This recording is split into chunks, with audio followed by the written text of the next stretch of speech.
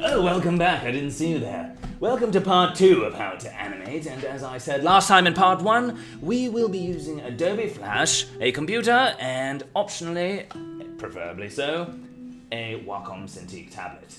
Now today will be a little bit simpler. We will just be going over the fundamentals of how to create a nice looking background before we start part 3, the animation itself. So without further ado, let's just jump right into this. Now, just like last time with the character design, we will go ahead and create a new file, and it will be under Flash File Action Script 3, just like before. And we will press Command J on the keyboard, hold them both down at the same time. Press them at the same time for the document properties, and just like for 1920 by 1080. Oh, pardon me, I spelled it wrong. I'm not even paying attention. Bloody hell. I'm gonna have a sip of coffee here, a little Italian espresso if you don't mind. Alright now. Going to zoom out to this size. Oh, pardon. The file so we can see the entire thing. There we are. Now, first thing we want to do is to save this, so you can either go to File, Save, or press Command S. And the first time, just like before, it will ask you to save, and so this time, instead of saving it in the characters, I'm going to save it in the backgrounds folder here. And I think I will draw Fox Cunningham's house.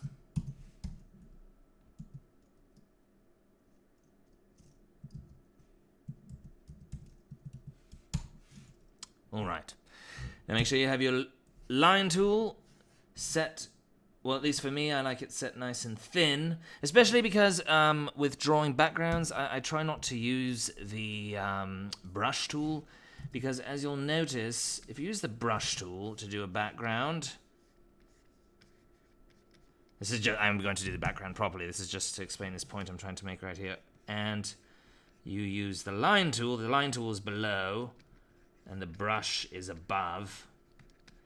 When you zoom in, so let's say you want to zoom in on a shot, the brush is the strokes are very fat, whereas down here it still retains the thinness of it, so it doesn't look sort of blown out of proportion or sort of inadvertently sort of pixelated when it's zoomed in. So I'm going to use the line tool, and I'll start drawing the background here.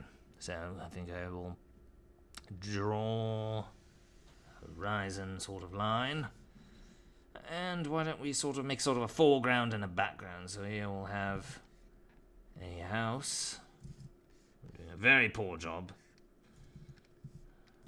I like to fill in my lines, so what I like to do is I'm actually sort of intentionally going over here, and then I delete the lines and clean it up, because then you know that the lines have connected and it makes it easier to fill with color. Sometimes it's a bit difficult if your lines aren't touching.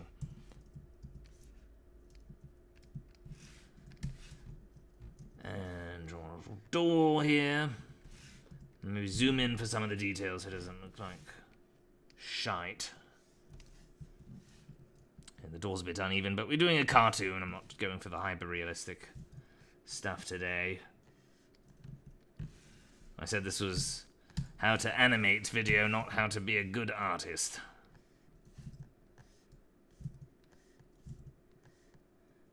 And frankly, in my opinion, if the comedy is good and the story is good, and it's not simply just an art piece, the artwork itself doesn't really need to be that polished.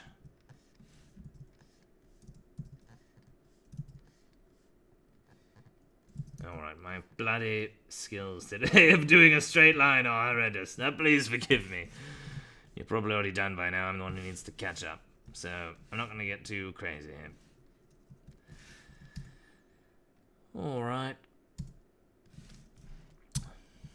Make a little door handle.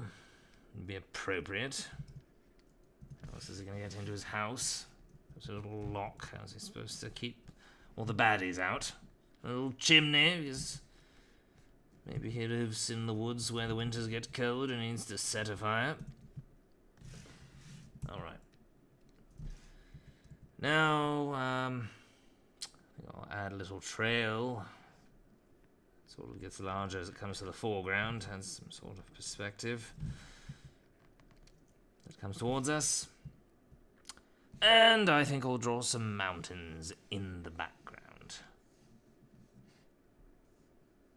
And just a little sun there.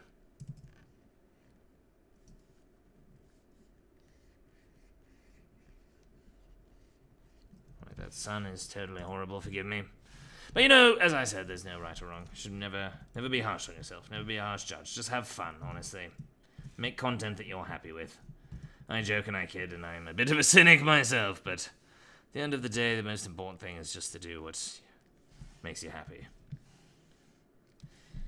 Alright, I made a sort of border here around the outside. That will be helpful when sort of filling in all the color. It doesn't have to be exactly around the dimensions, because you can always resize it, as I said. Since the line is the smallest possible size, you can really resize it to anything you want, depending on your shot. Because this is actually just more important when you're doing the animation itself, because that is sort of like the frame of your camera. Alright, now I'm going to use this gradient tool, similar to what I did with the eyes on the last part for the character, but instead of doing this circular gradient here, I'm going to do the one side to the other gradient. And I'm going to do two different colors of green. One is sort of a darker, and one will be brighter. I think the one that will be brighter will be the one that's more towards the sun, and it gets a bit darker as it gets towards us. And I need to, what's important to remember is when you do that, you have to do the rectangle tool, and then pull it out to where you want that gradient to be along. So as you see here, I want the light to start here and the dark to go there. So I'm going to put the box alongside it, and then I'm going to use the eyedropper tool to select that same color and then fill it in here. Because you see, if I have it, say, somewhere else, it doesn't register it there. It registers it up here. If that makes sense. If that doesn't make sense, please ask for clarification in the comments, and I will do my best to answer. Now, add sort of more closer to the sun, but maybe more rocky up in the mountains, sort of more of a rock sand color. And then for the sky, I think I'll do something similar. It makes the sky more interesting than just being one shade, is to do similar to what we did with the grass there. So I'll do on one side the same thing, a bit almost white, and then more of a blue.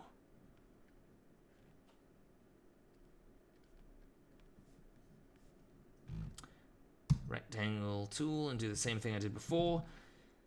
You can either do it whichever side you want, the bright and the dark to be on different sides, or you can literally, if you want to, just fill it in one shade of blue. There's no right or wrong thing to do. I just think it adds a bit of complexity and makes it look a little better, in my opinion, to have that gradient. I'll fill in the sun, maybe put like a sort of bright orange in the center and even brighter for the rays. I'll delete the lines in the background, move for the sun, for the mountains, but I'll keep the lines for the house and the trail, because they're closer to, oh wait, pardon. So we'll add some definition to this part. Maybe I'll delete it over there for where the ground is, because maybe when the house touches the ground, it's not as clear as the outlines of the house, because there's sort of dirt or grass filling in there. And we will do sort of a bright brick red. That's pink, actually. Do a brick red. Maybe we'll take away some of the hue. Like so. Yes, that's cute. And we'll do a bit of a brighter, sort of faded red for the chimney there. And some brown for the door. Zoom in, make sure I fill in all the color properly.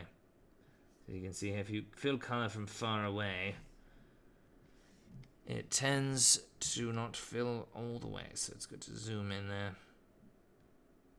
Fill the little parts that decided not to fill. Oh, pardon. So delete that line there. Do the same for the window. And a little gold plating for the door handle. That's not the gold I was looking for. There we are.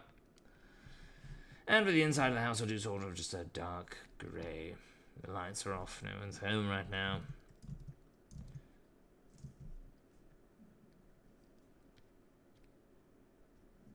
And for the trail, similar to the Rocky Mountains, but maybe a bit brighter. I think I'll delete the lines on the trail as well, because it wouldn't be so clear. So the grass turning into dirt along the lines here. Yeah, I like it like that. Now, what we want to do is, once you're finished with the basic parts, it's good to click on the layer as a whole, and like we did with the characters, to modify, convert to symbol, and call it Fox's House. And then that way you can use this as the background and bring it in as a layer on its own. It'll make a bit more sense once we start the animation process in the next part. And you can double click on that, and this we'll call this layer 1 background, so BG. Background. And then lock the layer, create a new layer on top, and call it details. You have as many of these details layers as you want. And what I'll do is that if you add little things like the grass, color of the grass, I mean not the color of the grass, pardon me, you do like sort of the blades of grass here and there, like so, and then you try to fill the color over it, it'll be more difficult, like the issues we had here. That the green won't fill in the way and you have to go in. So it's easier just to fill in all the main color first and then go over it on a new layer with the little details, like so. So I'm going to add some blades of grass.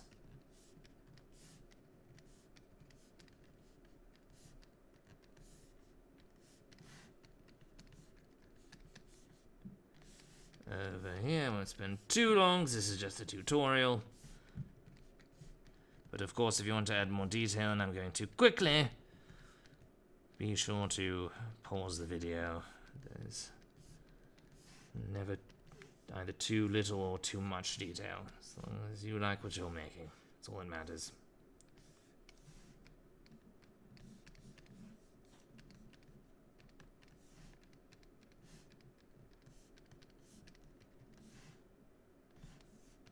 Alright, that should do.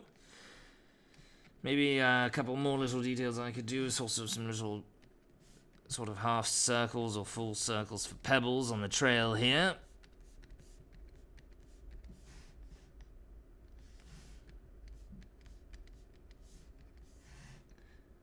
And maybe some sort of lines to insinuate that this is a brick house. Like so.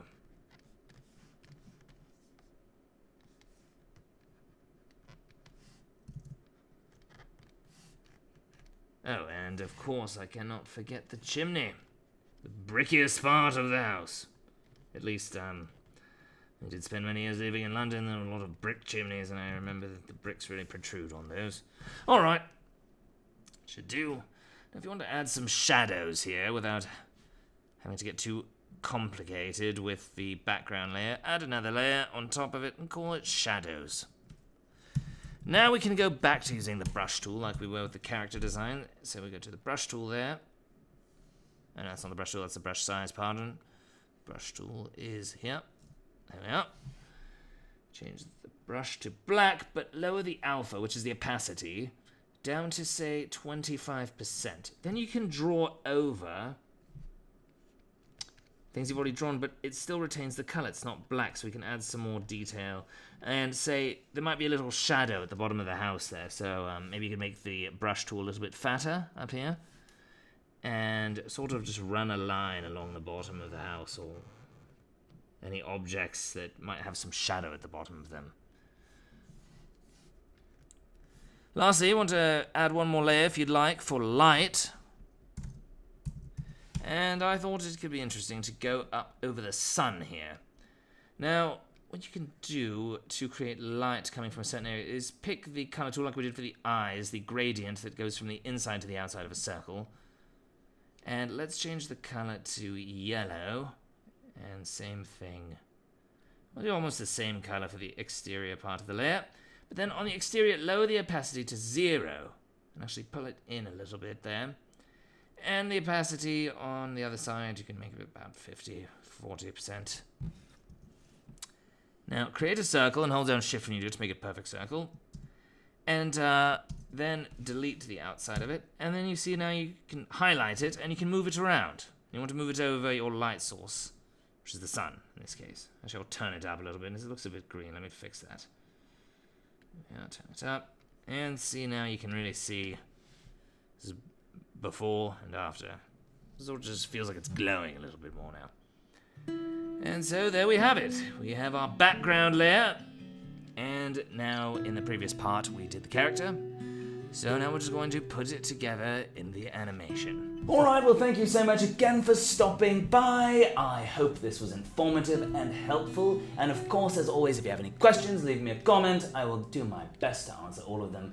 And you can also follow me on social media and ask questions on there. Be sure to subscribe for part 3, the animation itself, and if you haven't watched already, watch part 1 about how to design characters. Till next time, I'm Lhugueny.